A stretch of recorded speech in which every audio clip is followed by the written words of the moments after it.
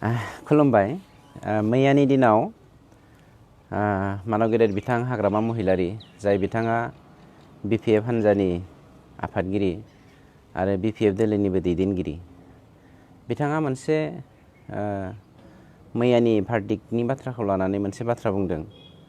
National जा issue, national पार्टिफोरनि जा issue, बे नेशनेल पलिटिकेल पार्टिफोरनिफ्राय जानगारनानै गासैबो जोंनि बिटिआर हालाम एबा आसाम हालामनि जा रिजनेल पलिटिकेल पार्टिसफोर दङ, जेरै इउपिपिएल, बिपिएफ, जिएसपि, बेफोर हान्जाफ्रा ज' जानानै बिटिआरनि ग्रेटार इन्टारेस्टनि थाखाय खौसे जानांगौ होननाय बाथ्राखौ आंबो खोनानो मोन्दों। दिनैनि दिनाव आरो बिथाङा मोनसे बाथ्रा बुंबावदों, रिजननि ग्रेटार इन्टारेस्टनि थाखाय बिथाङा चिफ एबा डिपुटि चिफनि जेबो कन्डिसन गैयालासिनो बयबो खौसे जानायनि बाथ्राखौ खोनानानै गोजोननाय मोन्दोंमोन। नाथाय दुखुनांथाव बाथ्राया जादों, जोङो बिजेपि पार्टिजों एलायन्स जानायनि सिगांनो हाग्रामा महिलारि बिथांनि जा हान्जा बिपिएफ, बेखौ जोङो गोबाव सम नेनानै दङमोन।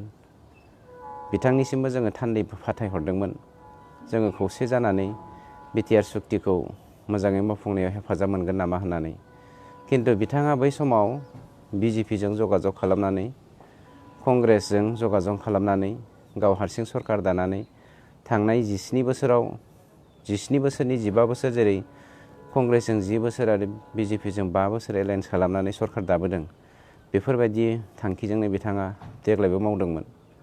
खिन्थु जोंनि इन्टारेस्टआ, इउपिपिएलनि इन्टारेस्टआ 27 जानुवारि 2020 मायथाइनि जा एकर्डनि दफाफोर, बे दफाफोरखौ मावफुंनायनि आरो हारि दाखांनायनि थांखिजों गासैखौबो मिजिं सुजुनानै एबा जोङो थांखि सुजुनानै जोङो जोबनायाव बिजेपि हान्जाजों एलायन्सआव फैनानै जोंनि दफाफोरखौ मावफुंनो थाखाय जों थिरांथा लायो।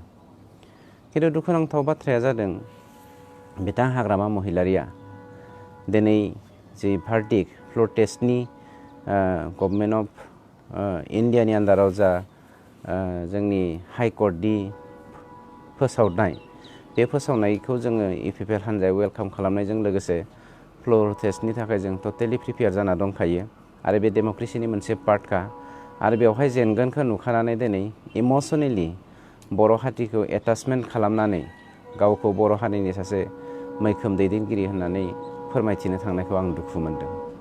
मानोना बिथांनो जा खाबु होदोंमोन, बे खाबुखौ बिथाङा लायाखैमोन आरो बिथांनि इलेक्सननि सिगां जा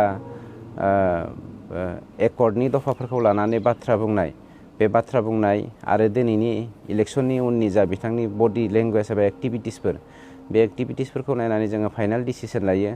बिथाङा एकर्डनि मोनसेबो दफाखौनो जेराव मावनो होननानै थियारि जायाखैमोन आरो इलेक्सननि उनावबो जोंनिफ्राय जानगारनानै थादोंमोन, जायनि जाहोनाव जों बिथांनिफ्राय जानगारना थानो गोनां जादों। आरो जों जेराव दा सरकार दाखाबाय, जोङो फोरमानल' होनो थांगासिनो दङ। जों मोनथाम हान्जाया खौसे जानानै सरकार दानानै जोङो बिटिआर सुक्तिनि दफाफोरखौ मावफुंनो थांगासिनो दङ आरो बेनो जोंनि गुबै थांखि। नंखायनो सिबिनां रायजो राजा नोंथांमोन, बिटिआरनि साफ्रोमबो बर' फिसाफोरजों लोगोसे गासैबो जाति जन'गोष्ठि, नोंथांमोना खुनु टेनसन लानो नाङा। जोङो हारिनि थाखायनो नांदों, खौसेथिनि थाखायनो नांदों, जौगाथायनि थाखाय नांदों। नोंथांमोना जेरै जोंखौ मोनथाम हान्जाखौ जथायनानै सरकार दानो थाखाय खाबु होबाय, जोङो 5 बोसोराव जोंनि मावनांगौ खामानिखौ जोङो मावगोन। जोङो नोंथांमोननो दिनै आं इउपिपिएल हान्जानि जानानै बिजेपि, जिएसपि आरो इउपिपिएल हान्जानि खौसेथि मोनसे सरकारनि सोद्रोमा जानानै सासे इएम जानानै नोंथांमोननो प्रतिश्रुति होबाय। Thank you.